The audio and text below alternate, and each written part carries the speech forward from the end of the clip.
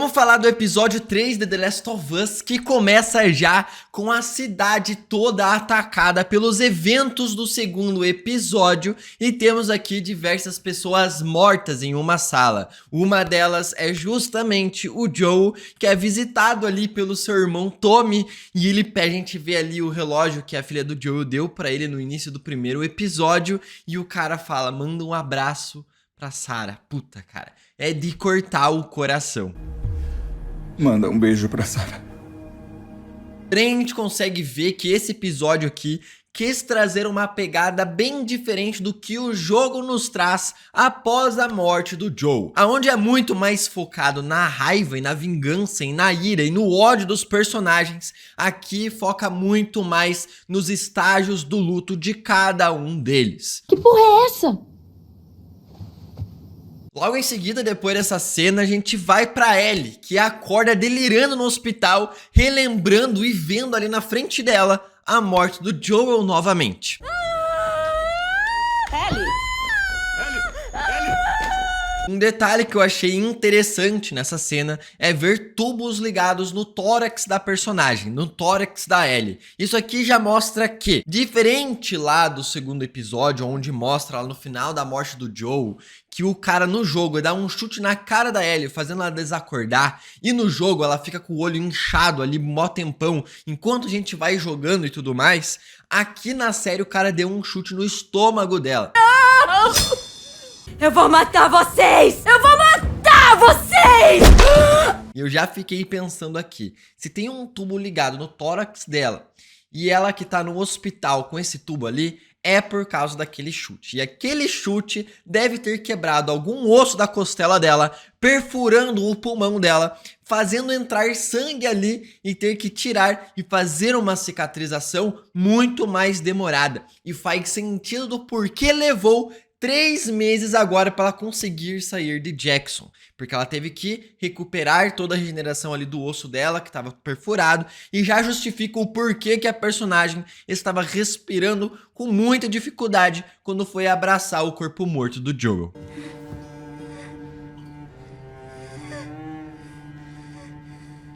É legal que, se você for parar pra pensar, era um detalhe bobo que mudaram do jogo para o segundo episódio anteriormente e que aqui faz total sentido do porquê demorar 3 meses também. Tem a abertura do episódio que, se vocês pararem pra ver, tem uma pequena mudança, mas uma mudança assim quebradora de corações, destruidoras de corações, cara. A única diferença da abertura comum ali da segunda temporada para desse terceiro episódio é que antes a gente via ali 2 sombras, 2 silhuetas de 2 pessoas, e que aqui agora a gente só vê uma, mostrando que tem apenas a Ellie, representava a Ellie e o Joel, e agora ela é a última de nós, fazendo ali a referência ao nome do jogo. Nesse episódio então dá um salto temporal de 3 meses, mostrando o Tommy e toda a comunidade ali da cidade, reconstruindo ela. E tem uma cena aqui que fez eu começar a teorizar porque acontece no jogo, mas não falou nesse episódio aqui, tá?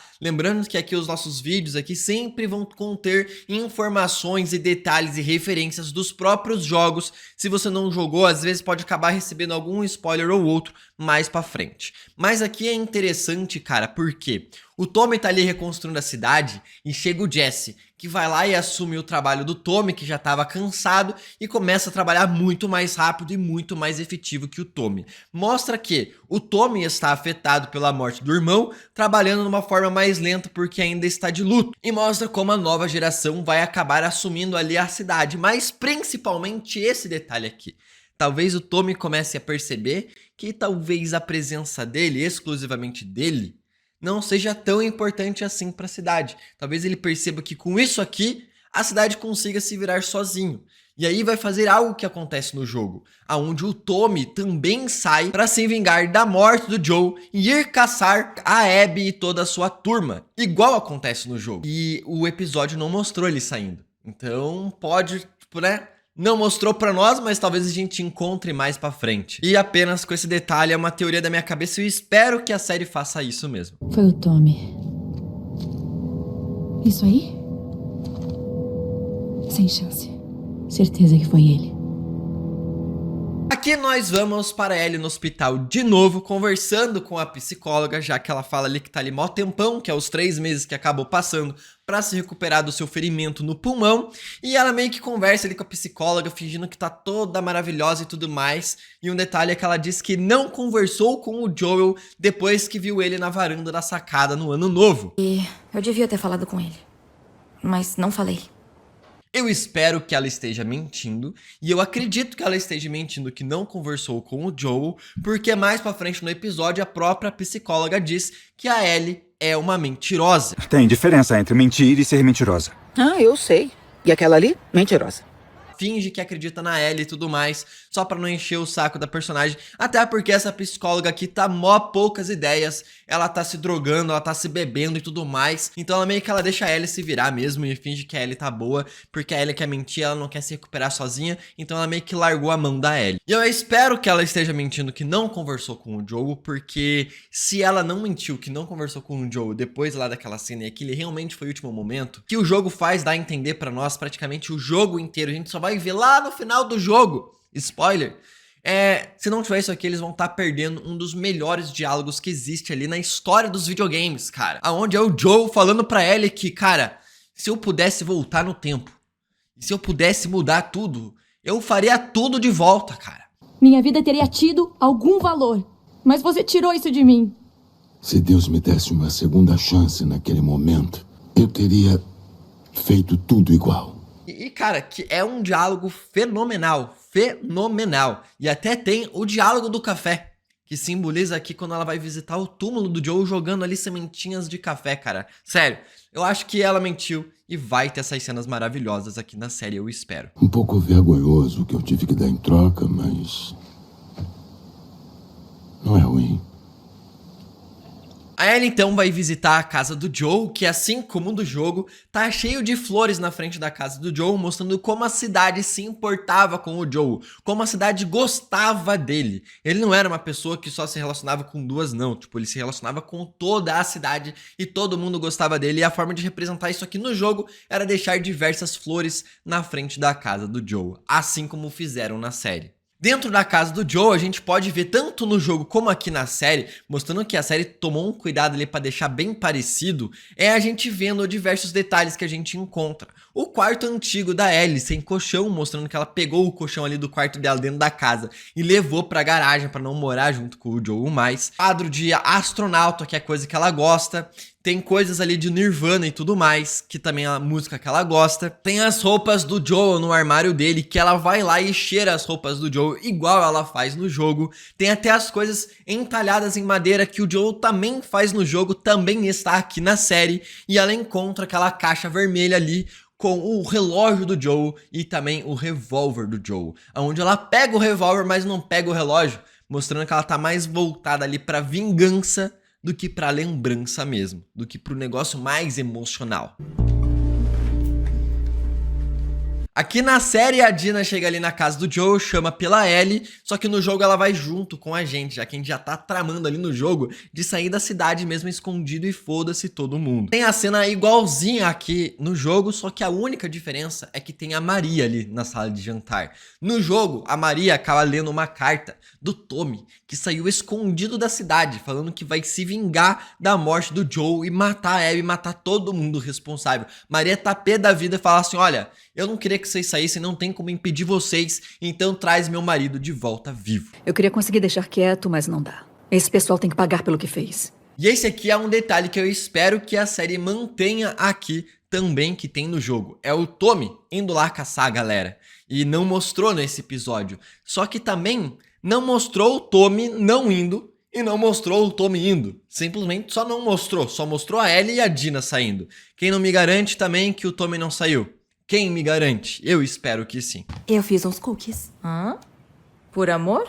Detalhe aqui para os cookies. Nada é de graça aqui em The Last of Us. É mais uma referência. A Dina vai lá e faz cookies para a Ellie. Me lembrou e remeteu e fez uma referência à filha do Joel, cara. Fazendo cookies com a vizinha no primeiro episódio, antes do surto da pandemia ali acabar acontecendo. Querem os biscoitos? Pai, você adora biscoito. A Ellie então vai lá conversar com o Tommy. E nessa conversa aqui é a primeira coisa que acaba rolando após a morte do Joel no jogo, onde o Tommy procura a Ellie, aqui a Ellie procura o Tommy, mudança tipo, né? Nada a ver, mas quase de nada. E também eles acabam tendo uma conversa muito parecida, onde o Tommy diz pra ele, tanto no jogo quanto aqui na série, que ele não acha certo simplesmente deixar a cidade desprotegida e levar uma galera pra ir caçar a galera por ter matado o Joel. Ele fala que é perigoso fazer isso e não faz bem pra cidade ali. Vamos deixar Jackson vulnerável. O Joel já estaria no meio do caminho pra Seattle. O Joel já estaria no meio do caminho pra Seattle. Estaria se fosse pra salvar minha vida. Me dá mais um dia pra falar com a Maria. Vamos falar com a Maria. Mas você tá com a gente, né? É claro que eu tô.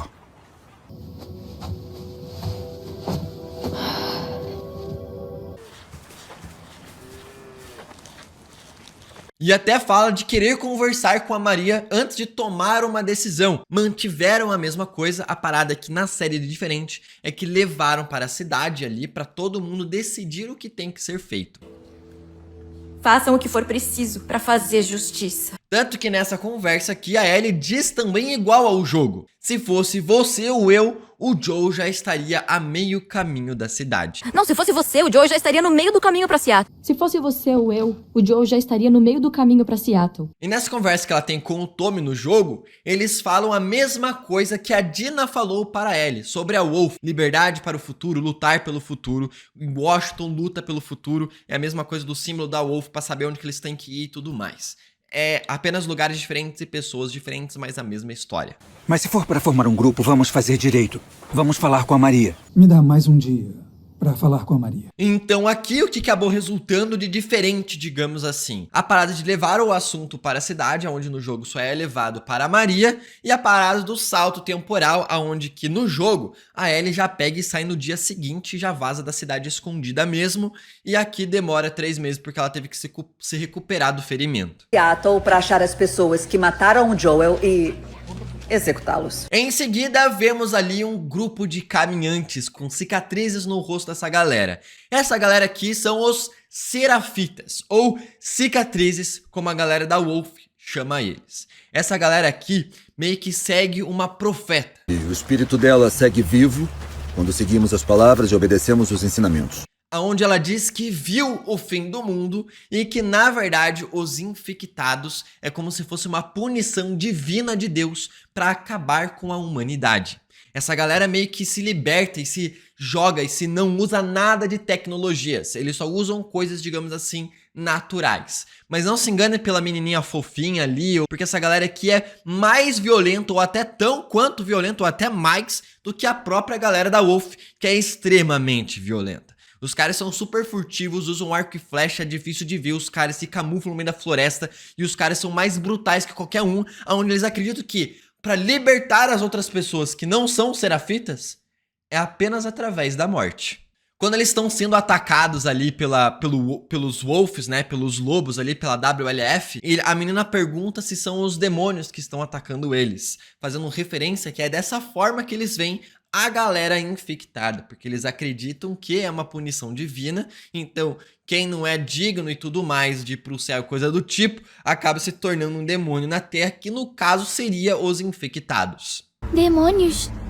Lobos. Ali temos o conselho da cidade votando se eles têm que ir atrás ou não do Joe, mandar uma equipe, um esquadrão atrás pra se vingar e matar a galera. Temos o tiozinho ali do bar que acaba querendo apoiar a Ellie. Vão voltar porque a gente não deu troco! E no fim, a votação ali tem apenas 3 votos sim. O resto é tudo não. Quem seriam esses 3 votos sim? Eu só fico imaginando o Jesse, o Tommy e a Maria. O resto votou não. O resultado foi 8-3. Proposta rejeitada. A Dina então aparece ali na garagem da Ellie, na casa dela, né? Vendo que ela já vai sair, a Dina já fala, ó, a gente vai junto e fazer a parada aqui, vai por aqui, você pega tal arma, não sei o que. Fala da arma do Joe e fala pra ela tomar cuidado pra não dar um tiro na bunda, remetendo a uma frase que o Joe disse pra ela quando entregou uma arma pra ela. É sério. Vai tomar um tiro na bunda. Guarda na mochila. Para não dar um tiro na bunda. Lembra que no conselho o dono do bar lá fala que a galera é meio bunda mole? E ele diz aqui nessa conversa com a Ellie e com a Dina, quando eles estão saindo da cidade, que tem alguém que apoia a causa deles, né, de querer se vingar da morte do Joe e tudo, ele fala que foi atingido por um tiro amigo. Eu iria junto, mas foi muito atingido por fogo amigo no Ano Novo. E ela fala, pô, será que foi amigo mesmo? Meio que atacando o cara, dizendo que ele não é uma pessoa muito legal para as pessoas gostarem dele. E esse tiro amigo que o cara acaba levando ali só mostra como a galera da cidade não é acostumada a lidar com armas e se defender e ir pra guerra e tudo mais. Como ele e provavelmente a Ellie e o Tommy estão acostumados. Será que foi amigo mesmo? Pelo amor de Deus. A Ellie então vai em seguida visitar o túmulo do Joe, que assim como no jogo, cara, é igualzinho. Ela visita lá, a única diferença ali no túmulo no jogo, a gente não consegue ver o que tá escrito, né? Tá escrito só o Joe, mas aqui a gente consegue ver amado pai e irmão. Ali a Ellie pega e joga alguns grãos de café, remetendo a uma famosa piada e frase que o Joe diz pra ela na conversa que eles tiveram no Ano Novo, onde o Joe tava tomando um cafezinho, dizendo que ele teve que fazer coisas vergonhosas, humilhantes, não lembro a exata palavra que ele diz, por ter que fazer pra conseguir um pouco de café. Um pouco vergonhoso o que eu tive que dar em troca, mas... Então já mostra aqui pra nós que por mais que ela tinha dito lá pra psicóloga que ela não tinha conversado com o Joe, ela colocando aqui os grãozinhos de café, dá a entender que ela conversou. E a única diferença é que o túmulo do Joe fica dentro da cidade e aqui na série fica fora. Quando a Ellie e a Dina já estão ali no percurso delas e tudo mais, elas acabam conversando de quem e qual foi a primeira pessoa e quando foi a primeira pessoa que a Ellie acabou matando. Primeira pessoa que você matou. Credo, sério? Ela diz que ela não quer falar da primeira pessoa, porque a primeira pessoa da qual ela teve que matar foi a melhor amiga dela, lá na primeira temporada, que teve um episódio relembrando como ela era ali, estava sendo criada dentro da galera da Fedra e tudo mais, e tinha uma amiga que acabou se virando uma infectada, e ela não, ficaram pra morrer juntas e tudo mais, e ela teve que matar a melhor amiga. E a primeira pessoa é muito zoada, mas eu falo a segunda. Por conta da segunda morte, onde ela acaba salvando a vida do Joe quando eles chegam lá naquela cidade, onde elas encontram os dois irmãos. Eu cheguei por trás dele, apontei a arma, e aí eu...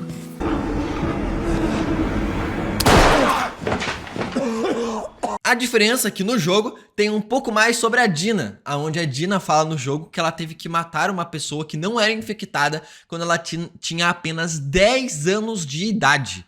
Um cara atacou a mãe dela e ela com 10 anos de idade esfaqueou o cara. O cara foi pra cima da mamãe. Eu esfaqueei. Aqui então, dentro da barraca, enquanto tá chovendo, a Dina fala que voltou para o Jesse, onde eles estão voltando ali a ter uma relação de novo. E aí eu fico me perguntando por que ela voltou, sendo que isso aqui não acontece no jogo. Volta pro Jesse? Eu já voltei. E eu já fico pensando que talvez ela já saiba que ela está grávida. Ou não, não sei. Mas aqui elas acabam tendo uma conversa que elas tinham ali no jogo, meio que por volta lá quando elas estavam no mercado, tendo uma conversa, avaliando qual foi o beijo delas, qual nota que elas deram um beijo uma pra outra e tudo mais. Que nota você daria? Qual nota você dá pro nosso beijo de ontem à noite? Embora não tenha os pegas dela aqui, eles estão meio que querendo focar nessa demora pra ter essa relação desenvolvida entre as duas. 6. Vai se fuder, 6? 6 não é ruim. Dá nota 6. Nossa, Um 6 arredondado. Já que no jogo elas já estão ali se pegando nervosamente e é isso aí mesmo. Eu não tava tão chapada. Elas passam pela mesma trilha dos Serafitas, veem os corpos totalmente mortos, tem o símbolo deles ali nas roupas e tudo mais, que é o símbolo ali que simboliza a profeta que já morreu. E nessa cena tem a Dina vomitando. Você tá bem? Tô aqui. Cara, ela já viu ali um alce morto, um urso morto, se eu não me engano, já viu um monte de infectado, um monte de coisa e ela nunca vomitou. E aqui ela acaba vomitando porque viu pessoas mortas. Tipo assim, pra ela ver pessoa morta é a coisa mais comum pra ela. E ela vomita, coisa que ela não fez antes, com coisas mais nojentas ainda. Só mostra que ela está grávida, que é um plot que vai rolar mais pra frente no jogo também. Isso nunca aconteceu. E aqui uma cena, né, o episódio termina com uma cena super igual aos jogos também, com aquela estrada ali, aquela rodovia indo pra cidade, com um monte de carro pela rua, que é a parte do jogo onde você se abarrota de suprimento, entrando em vários carros, averiguando todas as paradas até chegar na cidade. E a gente não pode esquecer do trailer do 4º episódio, que tem logo após o episódio terminar, onde mostra o Isaac, que é o líder da Wolf, um cara completamente sem escrúpulos, e vemos uma pessoa sendo torturada pelo cara, que é a primeira vez que a gente vê ele no jogo. É essa cena de tortura, com a Abby chegando ali pra conversar com o cara. Senhor, a Abby e o Manny chegaram. E temos um outro take aqui, que é a Ellie tocando um violão pra Dina, que certamente deve ser a música Take On Me, aonde, né, o Joel que ensinou ela a tocar violão, e ela vai acabar lembrando do Joel nesse momento, e talvez tenhamos aqui um flashback no próximo episódio com o Joel vivo, digamos ainda, né? E também uma cena ali onde a Ellie e a Dina são atacadas por diversos infectados, atacando a Wolf e tudo mais, e a Dina meio que apontando a arma pra Ellie, como se quisesse matar ela. Eu acho que vai ser o momento em que a Dina vai descobrir que a Ellie é imune. Vamos ver o que vai rolar. Se inscreve aqui no canal para não perder os próximos vídeos de análise que a gente tá fazendo aqui de The Last of Us. E ainda essa semana vai ter Thunderbolts, onde já vai ter vídeo aqui quarta-feira de tarde aqui no canal. Ainda não vi o filme, eu vou assistir lá e tudo mais. Vai ter vídeo de Thunderbolts aqui a semana inteira praticamente. Então se inscreve para não perder os próximos vídeos. Até o próximo e...